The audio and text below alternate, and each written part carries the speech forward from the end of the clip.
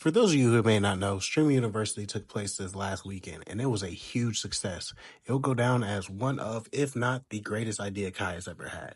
To the parties, the wars, the boxing, and even more, the whole thing was a success.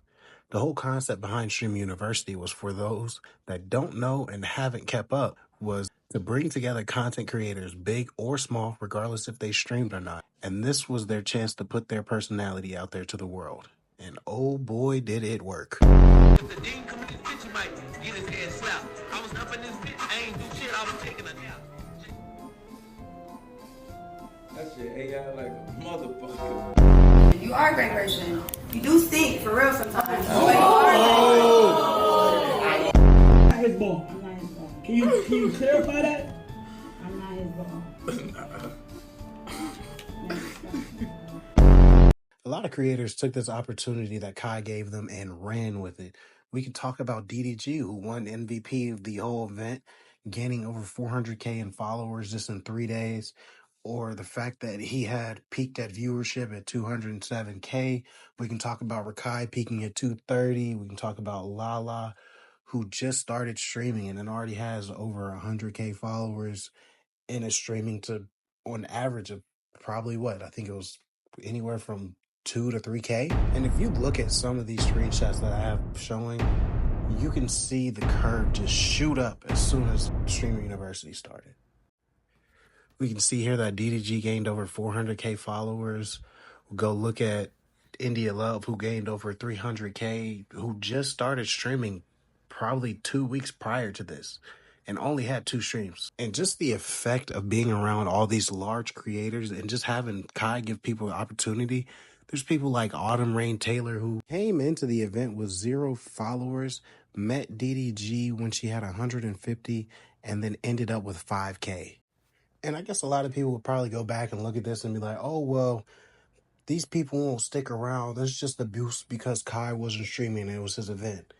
And I would typically agree with you, but if you go back and look at the numbers, you'd be wrong.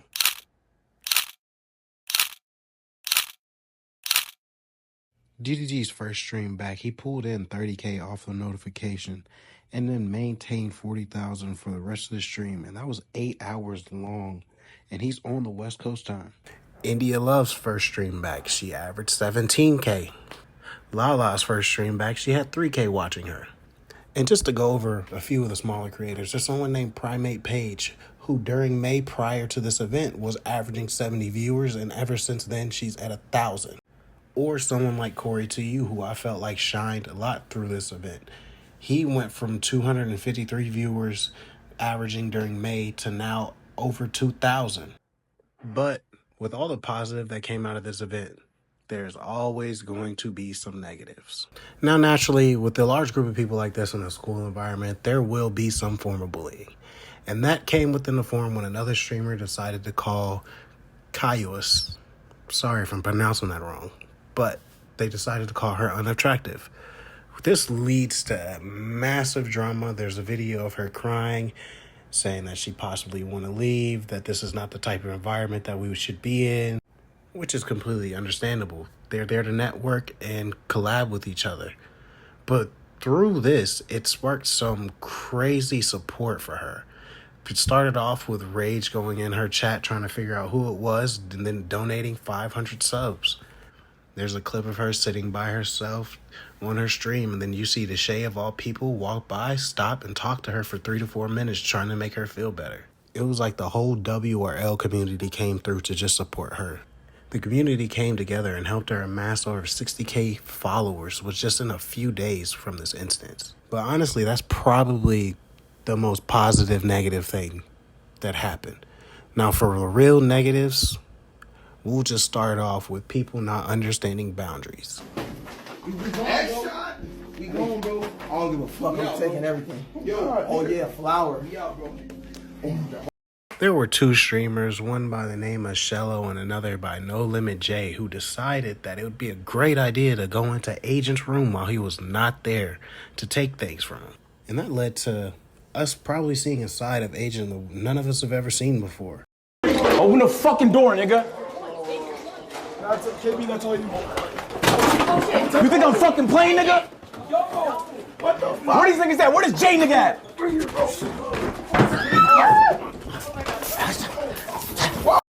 This was completely justifiable, and it even led to Agent deciding to end stream early and leave the campus.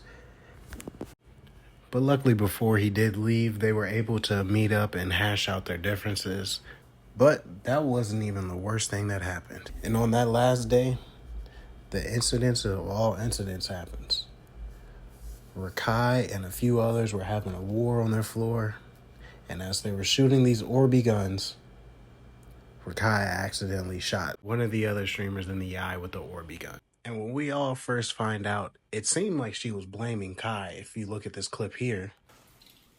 I'm about to write the same shit up. Huh? Bro. Oh, wow. Oh, my.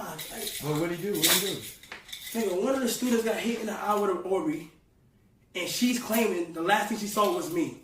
And she's telling police, I'm the one.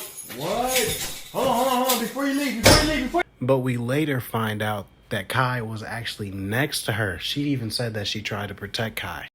I also do want to preference that she was okay the next morning, and she did stream and explained everything that happened. This led to Rakai being placed on lockdown, where Kai decided to put a security guard out in front of his door, and that led to this.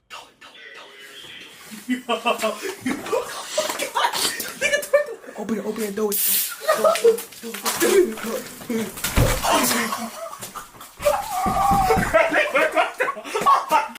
Now, during this whole weekend, Rakai seemed to be the biggest problem of them all, because even the day prior, he had him in stream and told him he was going to expel him. Now, that may have all been part of the script, but it really seemed legitimate if you were seeing the things that he was doing. Pack your shit up. Oh, you're expelled. Pack your shit up. What do you mean? You are expelled. Nigga, I didn't You're expelled. I didn't do nothing. You went to the door multiple times. I'm having a conversation. You're expelled. Pack your shit up. No. You are expelled. No. Rakai, pack your shit up. Okay. Going around with water with flour mixed in, throwing it at people, flooding floors, throwing juice, spraying fart spray. All this was on a college dormitory where other students have to go back the next semester. And it just seemed like a lot of people didn't understand and respect that.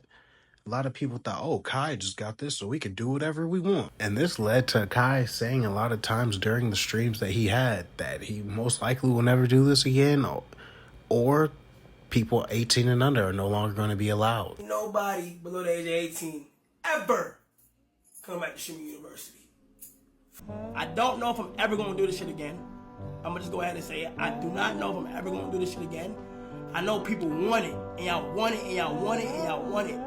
But we will just have to see in the future's time. Now, whether Kai decides to do this thing or not, Streaming University wasn't just entertainment. It was a moment. It reminded a lot of us of why we fell in love with watching streams.